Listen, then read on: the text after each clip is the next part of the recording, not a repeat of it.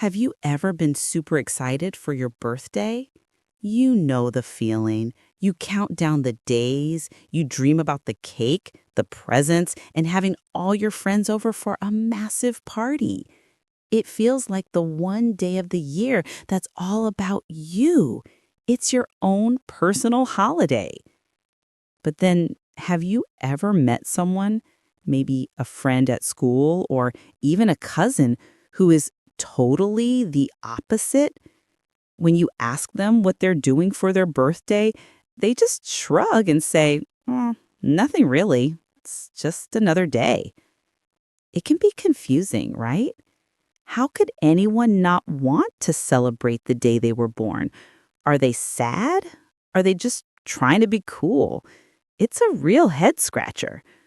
Well, today we're going to be detectives. We're going to look into the secret reasons why some people treat their birthday like any other Tuesday.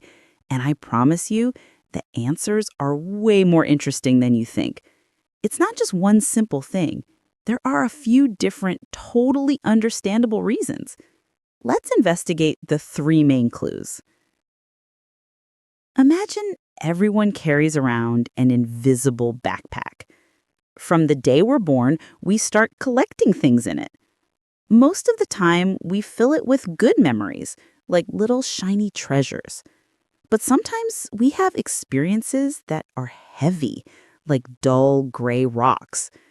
Now, think about a kid we'll call Alex. For his 8th birthday, he was buzzing with excitement. He planned a superhero-themed party, and his mom baked an amazing cake. But on that day, a huge thunderstorm rolled in, and only one friend managed to show up. Alex tried to have fun, but he couldn't help but feel a little sad. That sad feeling was the first little rock that went into his invisible backpack. The next year, for his 9th birthday, all he wanted was this super cool new video game. He talked about it for weeks. But his parents were really stressed with work, and in the chaos, they completely forgot. When he woke up, there was no game, just a hurried happy birthday as they rushed out the door. That was a bigger, heavier rock of disappointment for his backpack. By the time Alex turned 10, he didn't even mention what he wanted. He didn't ask for a party. When his birthday came, he just said he wanted to stay in his room and play games. His parents thought he was just growing up. But what was really happening? His invisible backpack was starting to get heavy. His brain, in trying to protect him from getting hurt again, started to send him a message. Hey, if you don't get excited, you can't be disappointed. This is a real thing that psychologists call learned helplessness. It's a fancy term for when your brain learns from past experiences to just stop trying. It's like when you try to be a super hard boss in a video game. If you fail 20 times in a row, you might just turn the game off, feeling like it's impossible.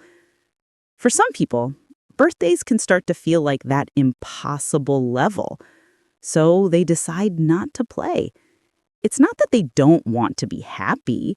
It's that they're protecting their own hearts from another heavy rock. Okay, now let's think about older kids and adults.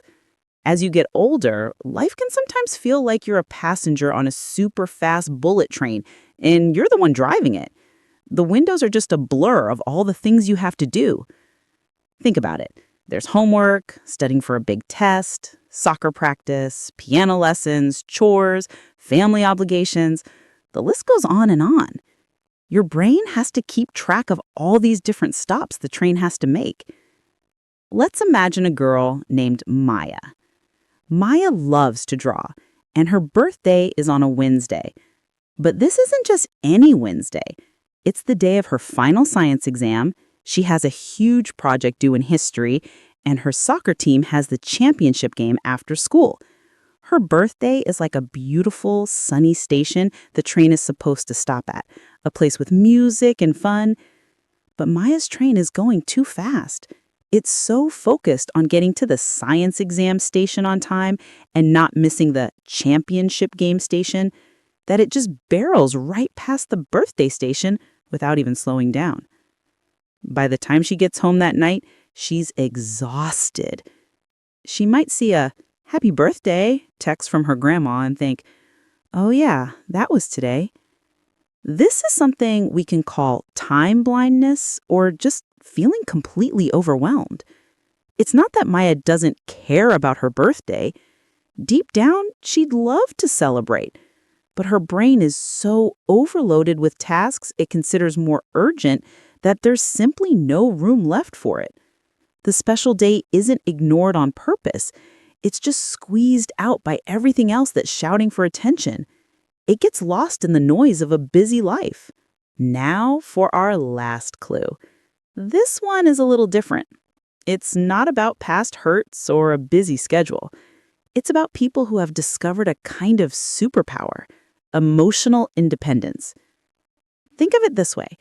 Some people rely on others to make them feel happy and special.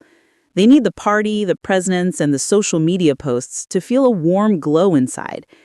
It's like their happiness is a lamp that needs someone else to plug it in and turn it on. But other people learn how to generate their own warmth. They have what we can call inner sunshine. These are the people who find genuine happiness in simple, everyday things. They feel a warm glow when they finish a book they were really into, when they nail a new song on the guitar, or just by having a quiet, meaningful conversation with one good friend. They've learned to charge their own batteries. For someone with inner sunshine, their self-worth, how good they feel about themselves, doesn't come from a big celebration. They already know their own value. They don't need a specific date on the calendar to give them permission to feel loved or important. So on their birthday, a huge, loud party might actually feel like a distraction. They'd rather celebrate by doing something that genuinely feeds their soul. Maybe going for a hike, visiting a museum, or just chilling at home with their favorite movie and a pizza. Their idea of a perfect celebration is calm and personal, not big and loud. They don't need others to prove their value with candles and cake because they're already confident in who they are. It's a quiet strength. They appreciate the birthday wishes, but they don't need them to feel whole. So, what have we discovered? The person who doesn't celebrate their birthday isn't just one type of person. They could be carrying that invisible backpack, weighed down by past disappointments. They could be driving that super fast train, too overwhelmed to even notice the station. Or they could be part of the inner sunshine crew, finding their joy and value from within every single day. So, the next time you meet someone who is quiet about their birthday, you'll be able to see them with detective's eyes, with understanding. You'll know their story is probably deeper than you think. And maybe the best birthday gift you can give that person isn't a surprise party. Maybe it's just asking a simple question. Hey, it's your day. What would genuinely make you happy today? Because in the end, that's what birthdays are really about. A chance to honor someone in the way that feels right for them. And sometimes, the quietest celebrations are the ones that mean the most.